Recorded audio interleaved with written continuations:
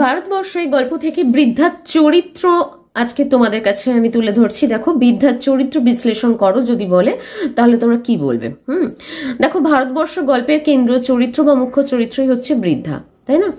বৃদ্ধাকে কেন্দ্র করেই কিন্তু আমাদের পুরো গল্পটা আবর্তিত হয়েছে, তাই না? পুরো ঘটনাটাই কিন্তু আমরা দেখি সে বৃদ্ধাকে কেন্দ্র করেই। তাই বৃদ্ধার চরিত্রটা খুবই ইম্পর্টেন্ট।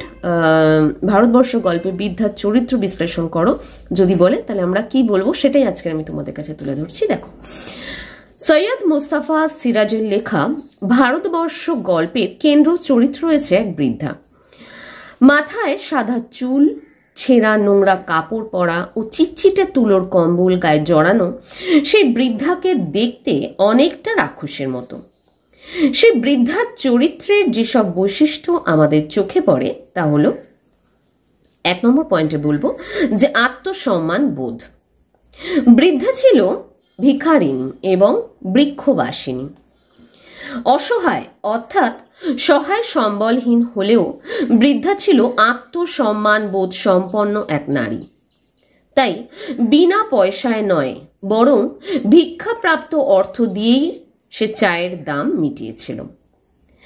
ভিখারি সে, বৃক্ষবাসিনী, কিন্তু তবুও কিন্তু সে আর একটা কথা বলি যে সে কিন্তু ভিক্ষা করে শেখায়, তাই ভিখারিনী। কিন্তু চা যখন সে খেতে গেছে তখন কিন্তু সেই ভিক্ষায় প্রাপ্ত অর্থ দিয়ে সে চায়ের দাম মিটিয়েছিল।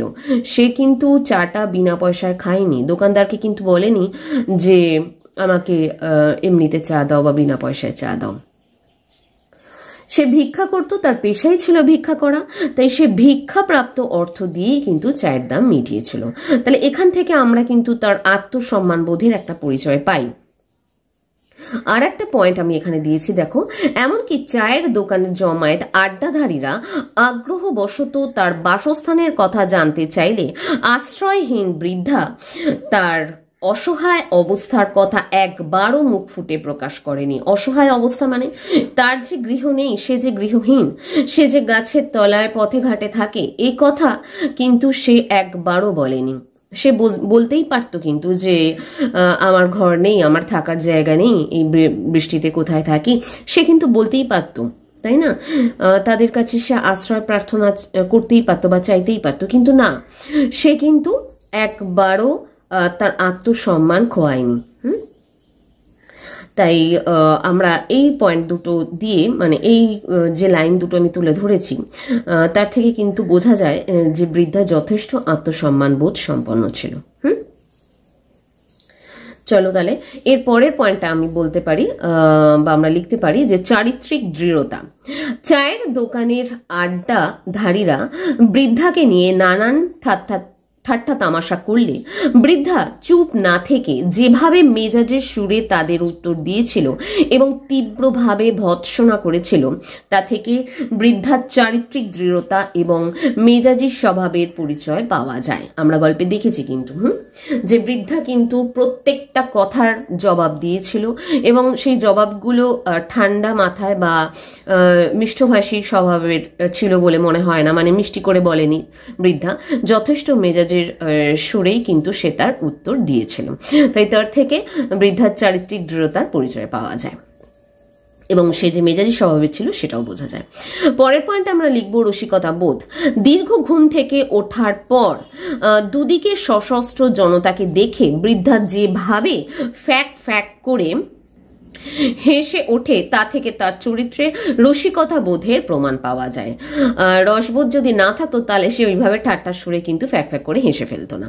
পরের পয়েন্টে দেবে যে প্রতীকী চরিত্র। হিন্দু মুসলমান এই দুই সম্প্রদায়ের দ্বন্দ্বের প্রেক্ষিতে বৃদ্ধা একটি প্রতীকী চরিত্র।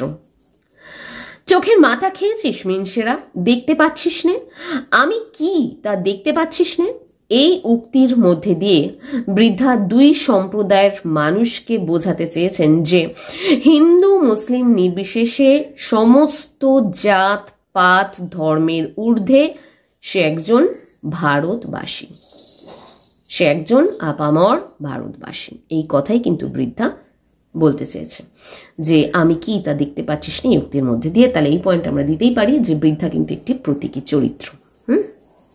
ওকে, আজকের প্রশ্নের উত্তরটা, আজকের যে প্রশ্নটা মানে বৃদ্ধার চরিত্রের যে প্রশ্নটা ছিল সেটার উত্তরটা আমি এইভাবেই তোমাদের কাছে তুলে ধরলাম। আজকের এই পর্যন্তই। নেক্সট ভিডিও তোমাদের কাছে আবার চলে আসছি। ওকে, বাই বাই।